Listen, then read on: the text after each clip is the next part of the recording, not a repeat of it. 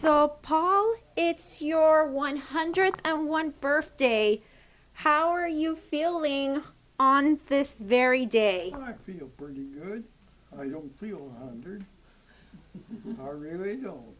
How old do you feel? Oh, around 80, 90. No, I don't feel like it's 100. You don't feel like it's 100 at all? Mm-mm. Oh, I don't. So, you've been through a lot in these last 101 years, Paul. You were born in the beginning of the 20th century. Right. You lived through World War One. You lived through the Roaring Twenties. You lived through the Great Depression. You lived through World War Two. You lived through the 50s, 60s, 70s, the disco era of the 70s, the 80s, the 90s, and now the new millennium. How does it feel to see history unfold all these years? Well, it just happens. I don't know. I've got along good anyway. Tell us about, I know there's so many stories, but looking back at your life, what would you say has been the best thing? Would you say has been your wife and your family? Well, getting married was the best. Tell us about your wife. How special was she to She you? was real special. She's my one and only. Was she your high school sweetheart? Was she? No, we didn't meet till she was teaching school. So she was a school teacher. First time, a buddy of mine seen her standing in the corner there at the bank at Cantrell. He says, let's see if there was two of them, and let's see if they'll go for a ride. One said yes, and the other one said no. My wife said no. And next week, they're still there again, and they both said yes. She had to have a permission from her folks. She didn't know who I was. What year did you meet your wife, Paul? I can't tell you the year. But 30, what did you date? What did you date at about 3 or 4 years before you were married? 3-4 years, and They they were married in 35, so 35. So about 32, Yeah, 31, something like around that. there. Tell us about, I know you said you lived in Cantrell your whole life, correct? Yep. You never went anywhere else in Iowa. Oh, lived any place there I know. So you loved Iowa. Iowa's your home. Yep. I was born in Missouri, though. Oh, Kirksville, Kansas City. No, down in the corner. Boot Hill. Boonville. No, Boot Hill. The Boot, The what Boot- they call the Boot Hill of Missouri, down in the extreme south. Okay, so if I East. say Boot Heel, people will know where I'm talking about. Okay. And so how old were you when you moved to Iowa with your family? Well, how old was it? They just stayed 1 year and they got me and they come home. He was about one. About one. Okay. Tell us. I know you said most of your life you farmed and you gardened. Would you say those were your two biggest hobbies growing up and through your career was farming and Yeah. gardening? Yeah, I like to farm. And I like stock, too. I had a complete bunch of cattle and hogs and sheep. And milk some cows, and just like any farmer does. What about your gardening? I know your nieces and nephews were telling me how much you loved gardening. Yeah, I like to garden. We had a big garden. She helped me in the garden, though. She helped me farm, too. She drove a tractor. Yeah, but you helped her do the housework too. And you loved riding the tractor, right? Yeah. How old were you till you rode the tractor?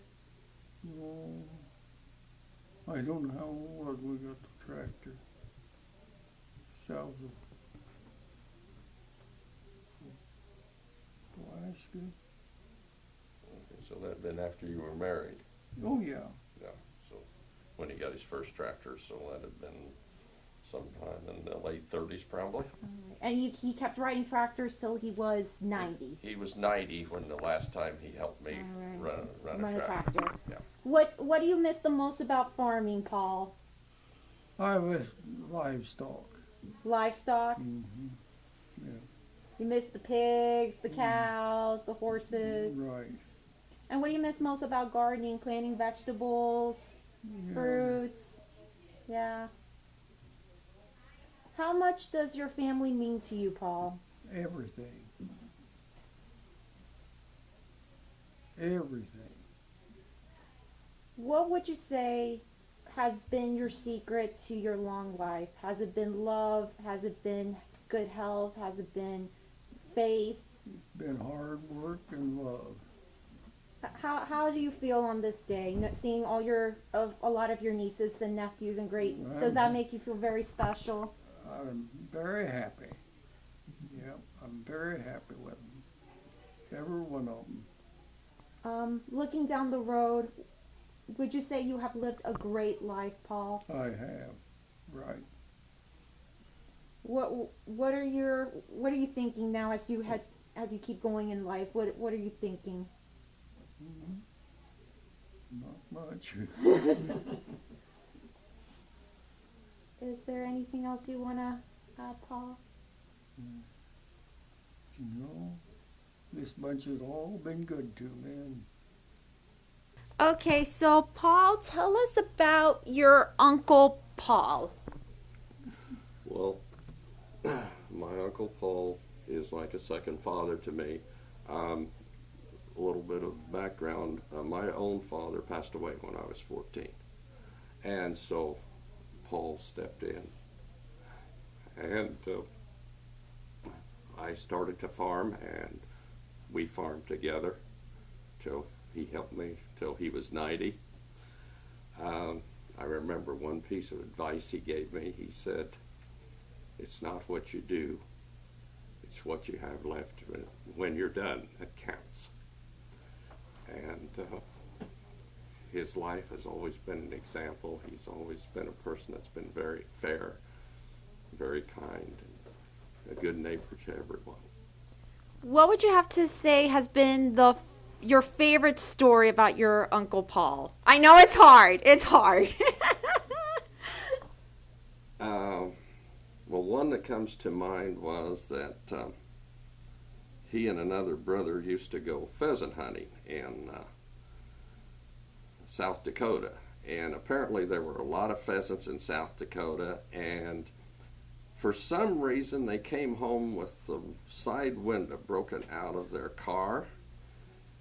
And it appears that perhaps if a shotgun was shot out of the window, it might break. That doesn't sound good. And you were there with him? No, I wasn't there with him, but he never would completely admit that, but I always suspicion that might have been what I happened. didn't shoot it. But I think he was there. The fact that, how do you feel knowing that you're here today celebrating his 101st birthday? It's just wonderful to be here with him today. It's a real blessing for him to be in our lives. He's always been there for any of us, no matter what the situation. Is there anything else that you want to add, Paul? No, I just want to say happy birthday, Uncle Paul. Aww. All right. So, Heather, I know Paul is your uncle by marriage, but for you, he's blood to you, right? That's right. The first time I met Paul and Isla was when I was engaged to my husband, and we came back here spring break with my sister-in-law, who's now my sister-in-law, and they took us out and we fed sheep and the hay, and then Isla had one of her famous dinners there, and they were always so kind. I was just reminding him today how I learned to drive stick shift with him driving over the field in the pickup, and he hazard life and limb to teach me how to drive stick shift. And like I told you earlier, our granddaughter considers him her great grandfather.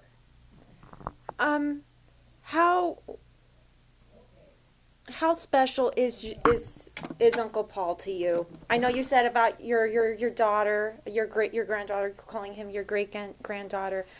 How special is he to this family? He's like our dad, granddad, whatever. And I'm gonna cry, so I'm gonna stop. Hey, thanks, Paul. No, he and Isla were always welcoming to anyone and everyone. They were special people, and they loved everyone. Isla had a collection of salt, pepper shakers from everywhere, and when we started bringing our small children to their house, she put them away, and I don't think they ever came out after that. And she would name a cat after a child or whomever gave her a cat. And our daughter, her birthday is today. She and Paul share a birthday, and they're together. They're 144 years together. And when she was like maybe a year and a half, 2 years old, she brought a cat, a yellow and white, long-haired cat to Isla, and it was named Kelly Cat. Kelly Cat, that is so cute. She named it for our daughter. So that's how special they were. They made everyone feel welcome, went fishing, and did all sorts of things. They were a very adventuresome couple. Aww. So, how do you feel knowing that you're here today celebrating his 101 birthday? Can you believe that he is still here? I'm glad he is. We don't want to let him go. We're going to hang on to him for another 100, hopefully. I don't think so. He has another opinion, but we'd like to keep him that long. Is there anything else about your Uncle Paul that you want to add, Heather? Nope. Just he's more fun, and I was like, I taught you to drive a truck. yep, you taught me how to drive a truck, and Isla bailed me out of problems with my daughter. She had caught her first fish, and I didn't have any film in my camera, and Isla had film in her camera, so that was a good thing. You guys really miss her a lot, do you? Yes, and he does too. Misses her every day. They were a good partnership.